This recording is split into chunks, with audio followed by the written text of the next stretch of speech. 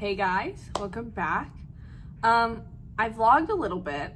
I don't know where this video is going to start, if I'm going to include those vlog clips, but I think I've decided that I just want to talk about my feedback process, like how I did that, how I organized it, because I know a lot of people have a hard time like getting beta readers and like knowing what to do with that and knowing the process. So I think I kind of want to talk about that because it's something that's kind of confusing and kind of hard and can be a little bit scary because, you know, you're like that's your baby. That's your baby and you're letting other people be like, your baby's ugly. Your baby's ugly and you need to fix that. So, and maybe they're like, you know, maybe your baby isn't actually ugly and your baby just needs to change shirts or whatever. But I know it's a scary process because I've done it twice and like I've done it in other capacities too.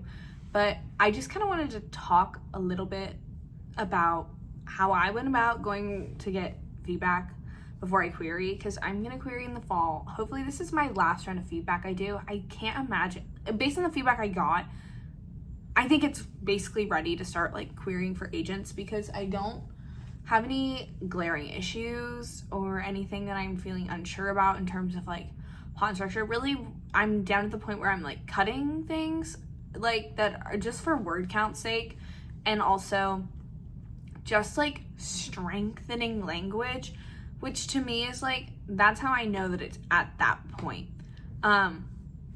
So I guess I will start from the beginning of the process. So the first thing I did, obviously, is you finish your book.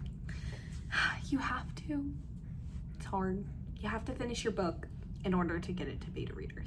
So that is, I'm going to say step one, because I did have someone, shout out to my friend Michelle, who read it as I was writing it, which I know some people, that doesn't work for them, or it's like freaky for them, but I'm someone who, I kind of needed someone who was going to be like, yeah, this is good while it was happening, and also that was like going to want the next thing, because sometimes it's hard to motivate yourself to keep writing. Like, I mean, what I'm currently writing and going to query is, I started writing literally in 2022 in college for a class assignment. Actually, one little part I was going to include in the video anyway, but this is a great way to segue into it, is I found the prompt from the textbook for the class assignment. So my class, this is the book that was like our textbook. I actually do recommend this. Like, I do feel like I learned a lot in taking this class, and specifically like from the lessons we did from this book. Like, it really puts it in a digestible way without like teaching like a format like or a structure really, like through where it's like, you know, obviously there's rules within genres and things, but this is like a general like good like, how do you write a fictional story and what are the things that you need to do to improve it. So the one that prompted my book was this prompt. It's on page 42 if you have this book or are looking for a writing textbook to go off of. But the prompt is, write a paragraph using significant details and active verbs about a character who conveys one of the following: just adorable, complete nerd, brains fried, local psycho, leaning in, or who does he think he is? So I took that prompt. I went with the who does he think he is? Who does he think he is? Said like RuPaul.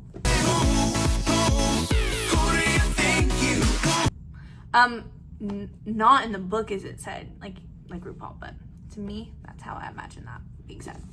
And it started that way, and then I went and like took like the, not like the next course, but the next course, but not like, it's not like you do this and then it's tied into the next semester, but it was separate, but then it was like long fiction. And I had to write then 20 pages for that class of what ended up being in my book. And like most of that is still pretty much the same. Like there's obviously a couple things like details that I discovered writing and things that ended up in there. But because of that, I had like 20 pages.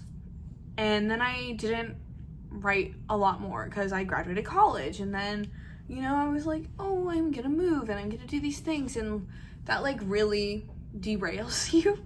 Like, not having stability makes it really hard to write, because you're worried, or you're moving, or you're trying to plan things out, and then like that takes a lot of creative energy, even if it's not for a creative purpose. So I ended up not really writing again until I dabbled here and there. Like, I'd maybe written like an extra 30 pages in like the next like year span of that, because I also was like focusing on other goals that I had, and I think, you know, that was important for me. I think I needed to learn those things and do those things, but I didn't take the writing seriously again until like maybe another year.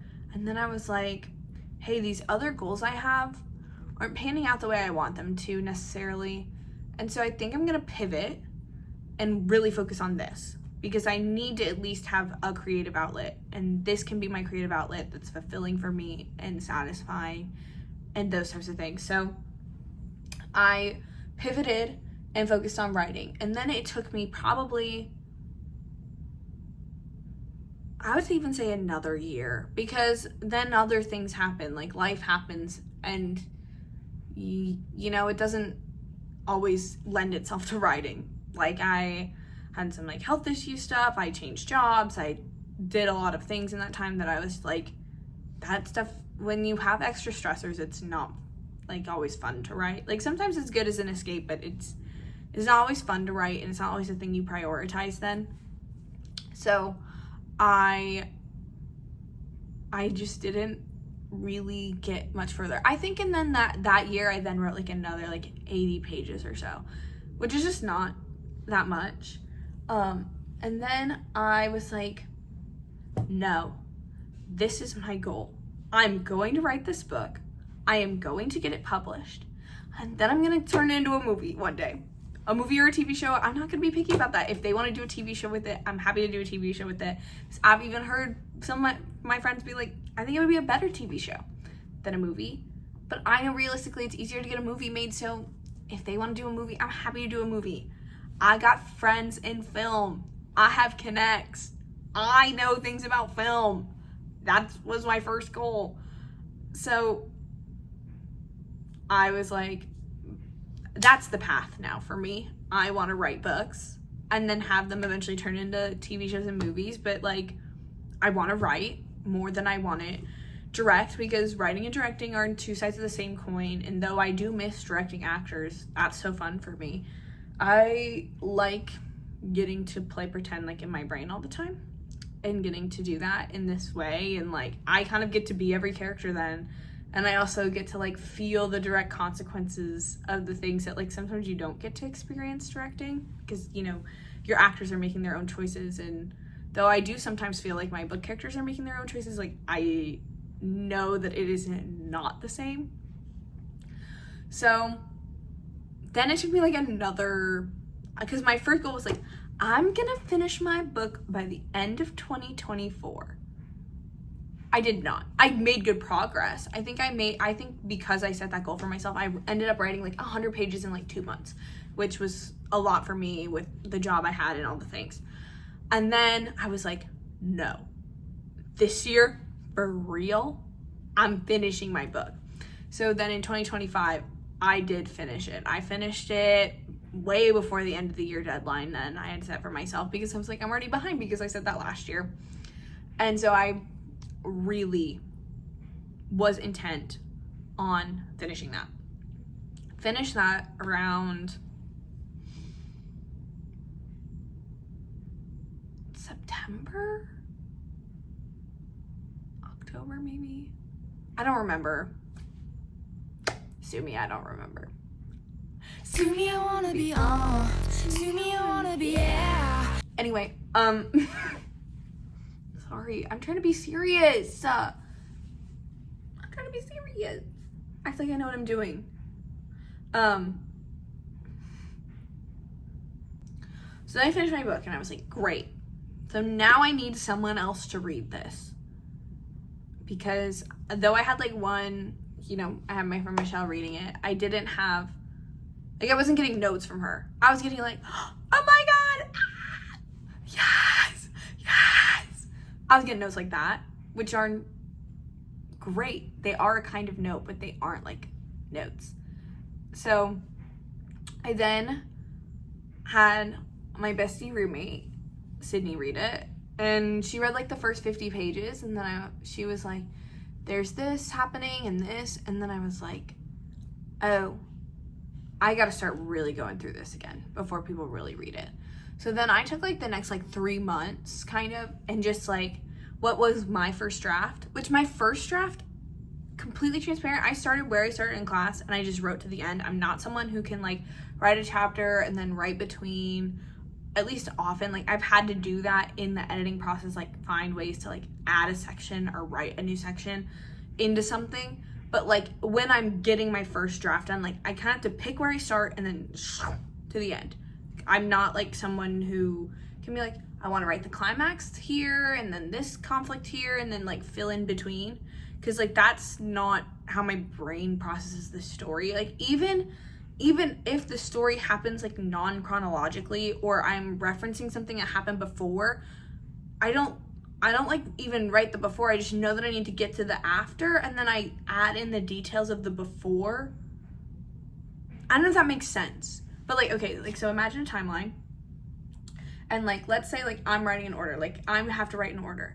So even though I know that I don't want to include like this section on the timeline, I just want to jump to right here, like, so I'll write like starting here, and then I'll skip over, and then I'll just start writing here, and then I know what these details are, and then I'll sprinkle them in here. Does that make sense? Sure. Perfect. I'm glad that you all agree. I'm glad that that makes sense. And so then I just was like, I need to go through it. I had to write my beginning after, because then where my story started in class did not make sense for a book like starting. Like it felt like a chapter 2 and not a chapter 1. So then I had to go back and write chapter 1, and then along the way I had to add in like, oh, this chapter needs to happen, or I actually need to see this, or we actually don't need to see this. So doing all that stuff. So then that's like my real first draft. So the book, like my finished first draft, and then like what I call draft 1, they're not the same. Like really draft 1 is draft 1.5. So I finished that like end of the year. Like I was like, I'm done.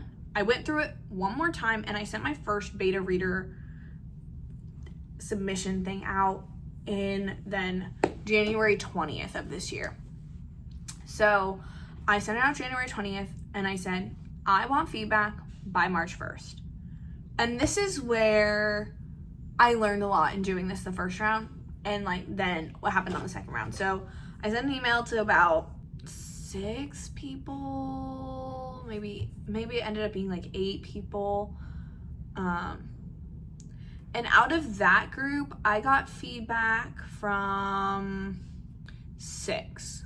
I got feedback from 6 of the people. So about half of the people didn't end up sending me any feedback. For whatever reason it was. Like some people, life gets busy. Some people I just sent it to because I was like, hey, you're my friend, you know, I've been writing this, I want you to read it. Which is great. I'm not gonna knock that.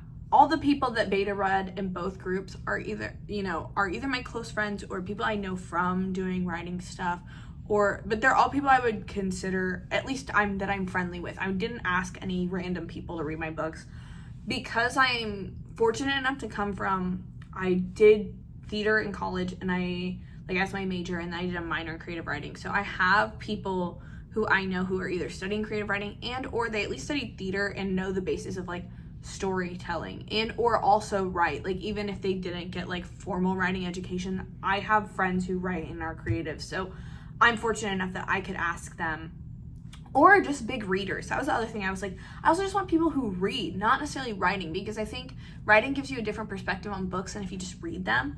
So that was like the other thing I kind of tried to look for, I guess, in my beta readers. But I will say that this round was helpful for me. There were a lot of things I got, like a lot of grammatical things that I was doing. I'll be the first to admit, I will never, ever, ever, ever claim to understand grammar, be good at grammar, and I don't think people should come to me if they want grammatical edits. That is not my strong suit. Story beats, story edits, dialogue, those are things, I get those things. Those things make sense to me in a way that is so innate, I'm not even sure I could describe them.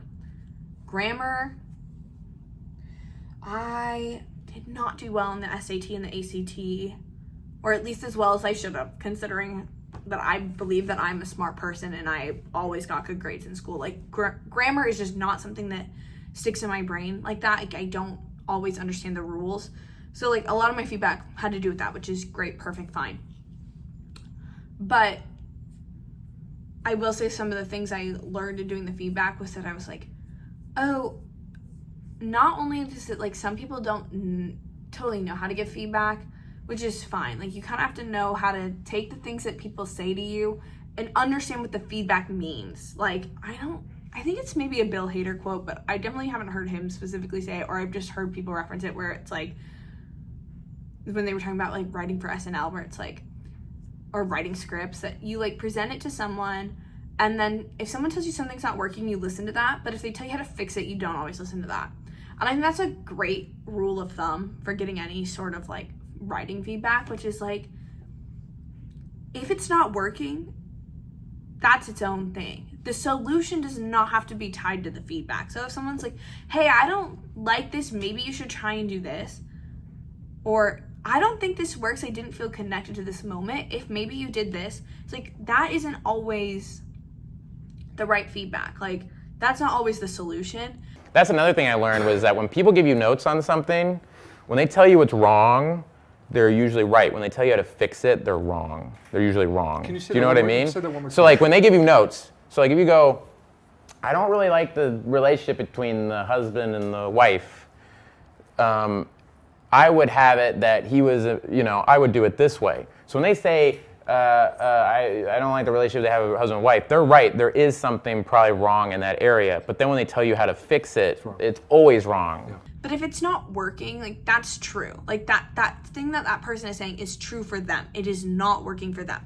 And I think that is like, you gotta learn how to extrapolate that from the feedback, especially if you're asking people who don't often give feedback or aren't like, trained in giving feedback and haven't been in a professional creative environment or like a higher education level environment and having to give feedback.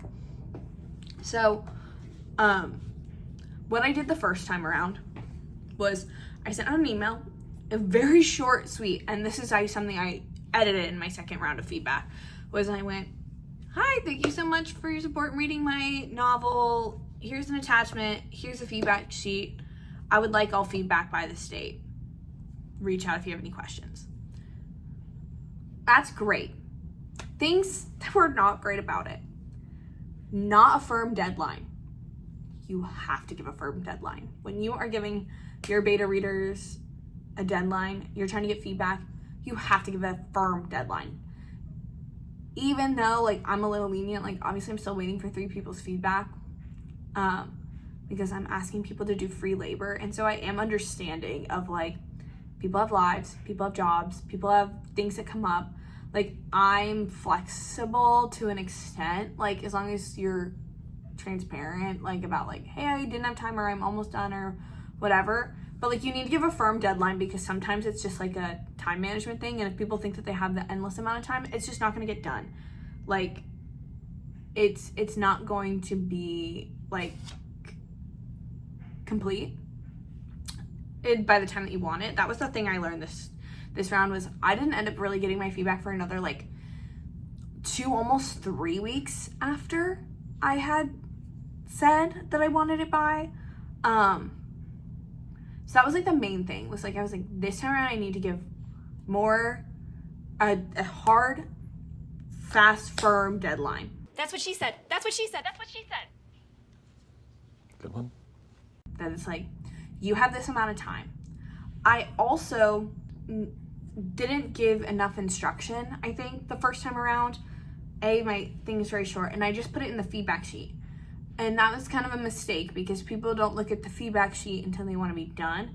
And I should have told them to look at the feedback sheet, like, immediately, because I made a feedback sheet. I'll probably put it like on screen, like over here. But I made one for my book where I included like a little synopsis, or at least like at the time, like what I was like, how would I describe, and don't ignore the mess. No. Oh my God, ignore it. I said don't ignore it. You have to ignore it. You have to, don't. That's like a suitcase and things, so don't even worry about it. I included things like a summary, like a thank you for reading this, and like, here's like kind of like, you should try and answer all the questions. If you don't have an answer though, don't force yourself to answer, like blah, blah, blah. I changed this even then from the next time because I was like, oh, now I kind of know more what I'm looking for and things. But the type of questions I asked were like, what are standout moments for you when you're reading? Like, what are character descriptions that you like, dialogue, story beats, anything like that. Then I asked, how do you feel about the characters? Do you understand their arcs or connections? Like, do you know why these people are in this story? Do you feel like you get why they did the things that they did? Do they feel fully fledged out? Was there anything that was unclear, you needed more clarity for, was confusing, felt unresolved? Did the conflict drive the story in a natural way? Did you feel like X led to Y led to Z? Or did you feel like X was like went to A, and that type of thing?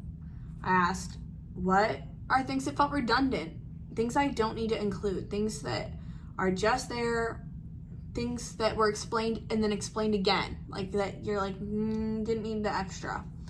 What were moments that made you laugh, made you happy, made you emotional, made you angry, made you satisfied? Like, what were romantic, like things that were like, that really stands out to me as a moment I felt like blank.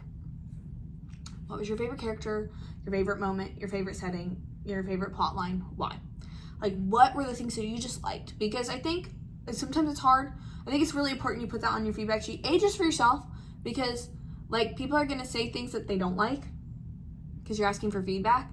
So like, remind them to point out the things that they do like too, because you don't want to end up reading it and be like, oh, we didn't like anything. Oh, my book's terrible. You want to set yourself in a position where like, okay, like, great.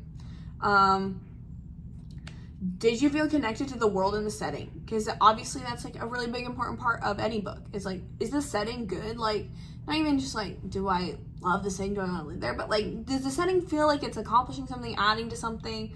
Are you able to visualize it? Are you able to like, do you feel like there's enough details? Do you feel like there's not enough detail? Like, is there anything you're having a hard time with? And then can you imagine yourself or someone else buying this book? Because sometimes books, it's like, would you recommend this book if it was on a shelf? Would you be interested in it? Like, if someone was like, would you want to tell someone to read this book if you had bought it? Right. And then like, I had a place for additional feedback. That was my first time around. And I liked that format, and I think that the feedback sheet is helpful, especially for people who have never given feedback. But I personally find that it also kind of creates a weird precedent where then people are commenting a lot less. And like, I feel like if I do another round of feedback on this book, which I don't foresee happening, but if I move for the next thing that I write, like, I'll need to do feedback again eventually.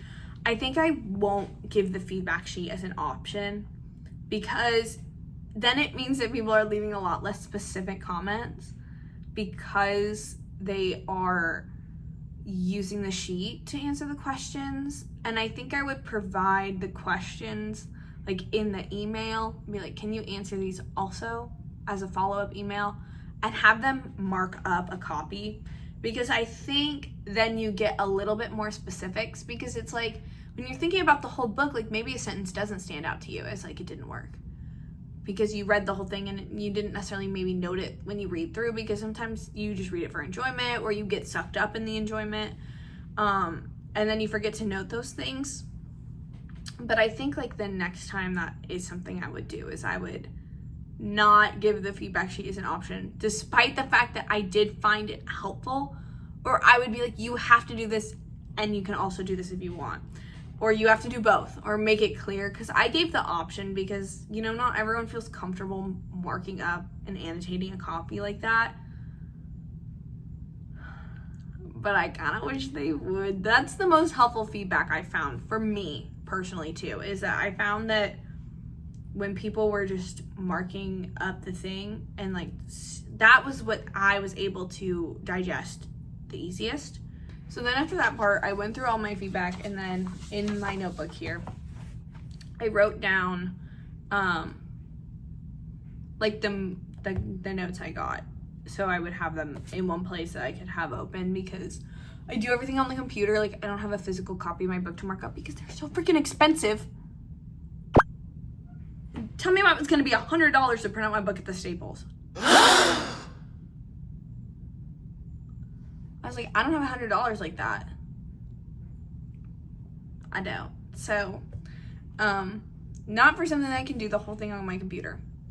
Despite the fact that I wanted it, I was like, I don't need it, so I'm not gonna do that. So I wrote down, you know, like, oh, trim out part of this, or maybe we need more time on this part. But then I would write how I felt about the critique. So I would write the critique down even if I didn't agree with it. And I'd be like, I don't really feel like that I need that. I'm trying to like say these without saying what they are. I wrote them like really specific, which, duh, of course. And like some of them are a little like, on page 30, write Thanksgiving instead of whatever I had written. Or, you know, review chapter 7 for clarity. Split up chapter 11 into 2 chapters. Split up 12 into 2 or 3 chapters. Fix the text messages on this page. Take out this part. Trim this scene. Clarify this. Say this British phrase instead of this one. This doesn't exist. Condense this. Like, there are notes like that, like I'm writing in this. And then I was like, had this open in front of me so that I knew. Because obviously I did my big edits first when I went through after that. Because this feedback was helpful. This was my first group of people who had eyes on it. And I changed, not maybe a lot like plot-wise, but I took out 2,000 words between that version and the version that I next sent out. I had a lot of passive language and stuff that I had to take out. And that was like one of my big notes for that one, was like, I just had so much passive language and things. So I just ended up trimming a lot and like changing a lot of like sentence-y structure. And there were a couple things I like sharpened, like with dialogue, like made just things better for the dialogue. So that was like what I did between that version and then this next version I sent out.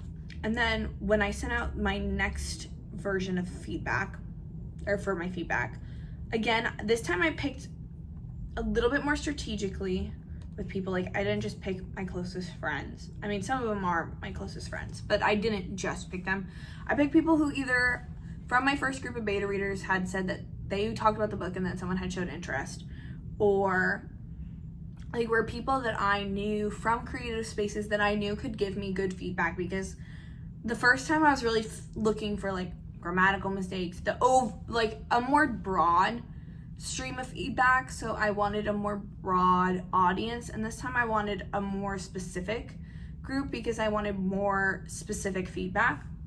So I asked like those types of people I knew could give me solid feedback because of the experiences I'd had with them other places. I don't even know how I would go about finding beta readers if I wasn't fortunate enough to have a group of people that I trusted, that I knew would be able to provide me feedback in a meaningful way. So that's like something I can't really give advice on, and I apologize for that. But also, this is more about my experience, and you know, if that's helpful, that's great. But like, I'm not gonna sit here and say I'm qualified to give advice. I don't have an agent, and I haven't started querying, and that whole process seems really daunting and scary for me. And this is just a part of that process to get there. But so this is how I sent out my next feedback email. Maybe I'll even like clip it and put it here, because like it's so much longer than the last one, and that was on purpose. I needed it to feel serious, because otherwise it's kind of like, hey, I wrote a book, do you want to read it? Which yeah, that's what I did. But I also wanted to be like, hey, I wrote a book and I asked you to read it and you said yes, so you actually have to do that and here's what I need you to do. So, so I was like, thank you for showing interest in reading and providing feedback. Don't be intimidated by the word feedback. I know it feels like an assignment for school. Like, it doesn't have to be. Like, I picked you because, I trust your judgment. I want your feedback. Like, feel free to provide as much feedback as you like. Like, do not worry about saying too much. Like, I'd rather you say way too much than nothing. I'm planning to query. I'm planning to send this out to other people. Like, so please, I really need all the feedback possible. I attached 2 copies because then people wanted to read it on their Kindles because it's easier than having to read on the computer, which is like, so I was like, I attached 2 different versions so you can easily upload that. Here's how I want you to format your feedback when you send it to me. There's 2 options for feedback, either doing the annotated version or doing the feedback form. And then I set the deadline for sure. Feedback is due July 15th. Feel free to send it earlier, but the last day to send it is July 15th. And I said all that. No one sent me feedback until July 15th. I don't know what that says about my friends, maybe, or like, I don't know. I did remind people, not a single person sent me feedback before July 15th. So I think if you're and I wasn't planning to look at it before July 15th anyways, but like, just keep in mind, like, even the people who had finished it already and like told me that they had finished it did not send me this stuff legitimately until the last day.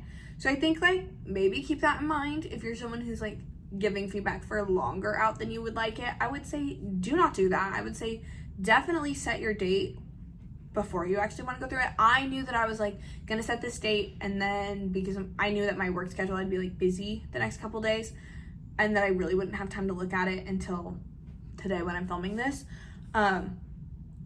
So I knew that was how I was gonna go about that. So I kind of built in a couple extra days for people because I knew that life was gonna happen and things were gonna get in the way and not everyone was gonna send it to me. Then I sent the versions, and then I sent, the feedback sheet. And the feedback sheet, I changed a little bit, like, tweaked a couple things. I think maybe I took out, I asked what comparable titles were too, because I wanted to know if people had felt like there was, other books that were like it. Found out, like, none of my friends read romance books. Guys, get into it. That's like that's the best stuff. I love that stuff. And I can't wait for my book to be there too. So I did all that. I think all my questions are essentially the same because I do think that I did get good answers from the feedback sheet generally. So I think I just was hoping this time that more people would do the line by line feedback, which my fault for giving them an option and people picking the easier one. I should have known that was going to happen. But, I got my feedback then from everyone in a meaningful way. I haven't gone through it yet. But that's kind of what I've done to go about procuring feedback and how I sent it out. Yeah, my feedback form looks the same. Sorry, I should have, when I look over here, that's where my computer is right now, and I'm not using it to help, move the things along. And then I also keep looking back at myself, which I said I wasn't gonna do. I'm so sorry. I just am so stunningly beautiful, I can't help but look. So this time I've just received my feedback. I haven't even started going through it.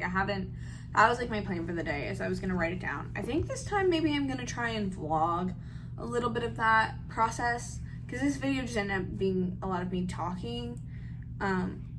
Kind of vlog the process of me like actually implementing the feedback as much as I can. Like, that's like the hard thing about like writing, is like you don't want to accidentally like be spoiling things or putting things out of what you're writing before like it's done. Like, you really want to wait until like the last minute. Like, even then, like, you don't really share that, which then kind of makes the process unintentionally secretive, and I don't really think it should be, but that's kind of why I want to talk about like how I sent out my feedback and what I did for my feedback form. But this time, the way I'm planning to apply the feedback, and maybe we'll see that in a vlog depending on if I can find a way to edit that well without giving things away, is I'm gonna go through my feedback today. I'm gonna write all this stuff down. That's like step one for me, is like I read it all when people send it in, but your instinct is like, that's wrong, I didn't do that, or you just don't get it. Like even these people who I trust and I respect their opinion, I'm like, well, you don't know what you're talking about. It's not about, they do know what they're talking about, they read the book, and this is a subjective opinion that they had about my writing. That doesn't mean I'm going to apply this feedback. Like, if someone was like, hey, I actually think the love interest is a piece of shit. No one said that. Everyone loves him. No one said that. I don't know that wrong. If I did, if I was like, no, I don't think he is, I think he's perfect, well, that would actually be a problem. That's a bad example. It's almost like, hey, I think when the love interest did this thing that hurt this person's feelings, that like he shouldn't do that because that didn't make me happy. Okay, well, you're allowed to have that opinion and want something different to happen, but that needs to happen for the plot. So like sometimes feedback is it's based on a personal reaction, but that being said, I still have to go through it and be like, yes, they said that, how do I want to apply that information, that idea? And then that's what I'll do first. So I write that all down, and then step 2 will be going through, and even in the time I took away, even without reading it, I came to my own realizations about things where I was like, hey, I don't like the first line of my book. I don't think and this doesn't really give anything away, I'm going to take it out anyway and fix it, but I started by being like, character name, I said Edith Nelson, and then blah, blah, blah, blah, which, fine enough, but it doesn't fit my character who's really secretive about her identity. Why would she open the book with the first line being like, full name drop? I immediately had sent it out and I had that revelation, and I was like, she would never do that. And it made me be like, and I've had to sit on that for 6 weeks and not do anything about it. But like things like that, or like being like, I think I can actually cut this whole scene. I was thinking about it and I was like, I need to cut things. Because that's the other thing too. It's like getting ready to query and thinking about feedback for that is different than thinking about feedback, I think, about a story in general, because there's certain things you're trying to accomplish. Like my word count isn't maybe significantly over, I'm about 95,000 words for my book, which is contemporary romance, I would say, is the main thing I would categorize it as. Maybe you could categorize it as literary fiction or romantic fiction.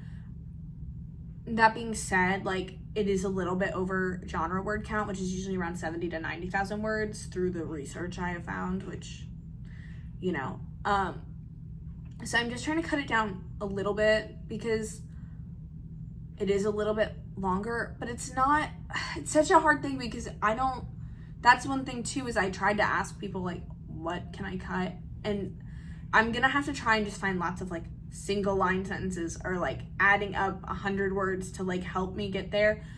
But there are a few scenes that I know that I can be like, that doesn't really add anything. This can be borderline redundant. We kind of get this idea. This can be implied, like that type of stuff this time. So that's like the next phase of edits, is like I do the big ones first because that stuff takes the longest. It's the hardest. And the grammar stuff, I need to be in a different mind frame than when I'm creatively fixing things. So then I'm gonna go through with the feedback I got and then like figure out what places to cut certain things, that not in like a line way, but like in a section way. Like, this scene doesn't need to be here. This interaction we're having is basically another interaction that we have, or it's not adding anything new for these people, so we can cut that. So like that type of thing. And then after that, then I'm gonna start doing my like grammatical edits, and I'll probably go through and edit this version probably about 3 times, maybe 4 or 5 even, in the next like month or 2, in order to have it like as done as possible. Just because I do find that, like, obviously I'm gonna go through it. Honestly, I may even go through it more than that. Like, it's so, like, they do not tell, like, they're like, oh, I have this version of my draft and this version of my draft. And if we counted that every time I went through and made changes to my book, even if it was as small as I took out 1 sentence and then that, like, when does a draft become a new draft? Because in some ways I feel like taking out a sentence can change the work. But, like, at what point is it new? Like, I consider this like my draft 4 of my book, but, like, if we go through every time I edited things and counted it, I'm like probably on draft like 1 billion. I'm on draft like 500 or whatever, because they just don't talk about like how many times you're gonna read it. Like, you write it really kind of the one time, and then you continue to write it, but you are reading it and going through it so many times after that.